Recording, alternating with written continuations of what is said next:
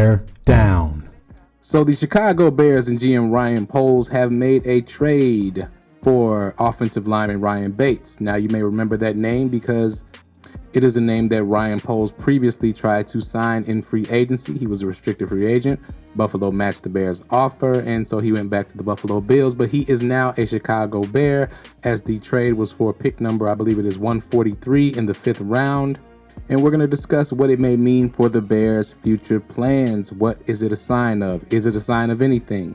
We'll discuss it. But before we get started, smash that like button, hit the subscribe button, hit the notification bell to make sure you stay locked in to Draft Capital Sports, where we provide all the NFL draft news, NFL offseason news, trades, etc.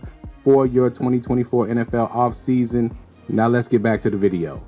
So Ryan Poles finally gets one of the offensive linemen he coveted. And what does this mean for the Bears' moves moving forward? First, let's look at Bates. Now, last year, he didn't play much. He only had 35 snaps, all of them coming at the center position. This could be important. Now, but the previous year in 2022, he played 947 snaps, 137 which came at the center position. The rest were at guard.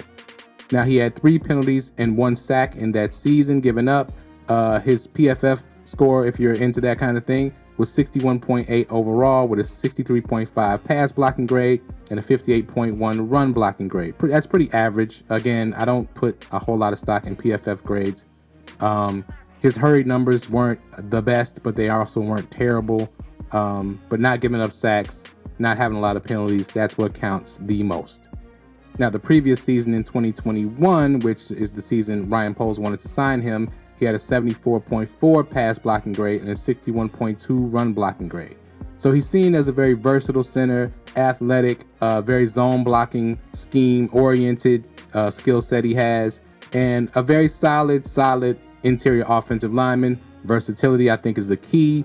I think it's kind of funny that this trade comes after the last day at the combine where the offensive lineman worked out. This was the Bears' last pick in this draft thus far, and let's get into what I think this actually means for the plans of the Chicago Bears. Now, first we're going to look at his contract. His contract is roughly, has 2 years left on his contract, Bates, and it's about 5 to 6 million cap hit, 5.4 to be exact for each of the next 2 years. That's double what it was the previous 2 years. Now the Bills, it's important that the Bills could have cut him and only had about 2 million more in dead cap, probably spread over the next 2 years. So they opt for the trade for the 143rd pick instead, meaning they probably love what they saw in some of the later round interior linemen, and the Bears did not. Now, do I think this impacts what the Bears do in free agency at the center position? It could. Now, in my opinion, it shouldn't. They still should probably sign a center because why?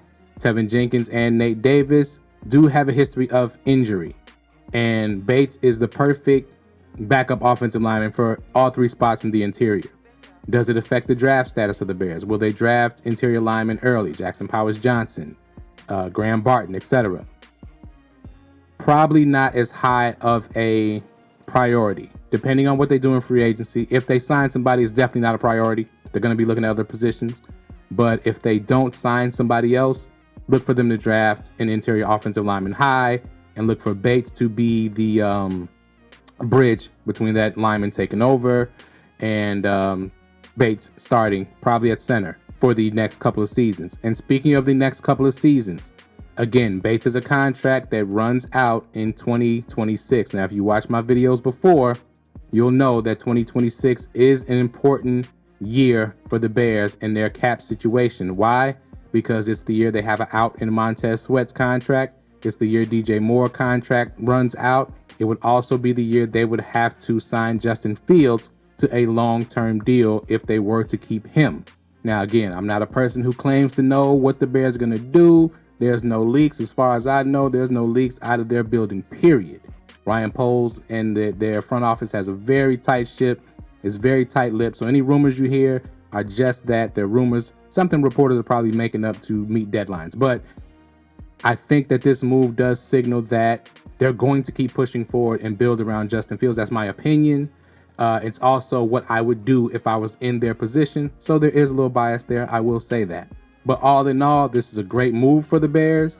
I think they're definitely going to be trading back into one, if not both, of their picks, out of both of their first round picks, for more draft capital. So I don't think it hurts them there. They know they're in position to gain more capital throughout the whole draft. So picking up a veteran interior lineman that you like his skill set at a price that you can deal with is an A+ move in my book, especially for a low 5th round pick. But let me know what you think of this trade in the comments below. What do you think it says for the future plans of the Bears and GM Ryan Poles in this offseason? Comment below. Hit that like button. Please hit that like button. Hit the share button. Hit the subscribe button. Hit that notification bell. I know that's a lot of orders, but I really appreciate it. Thank you so much for watching Draft Capital Sports, and we out. Peace.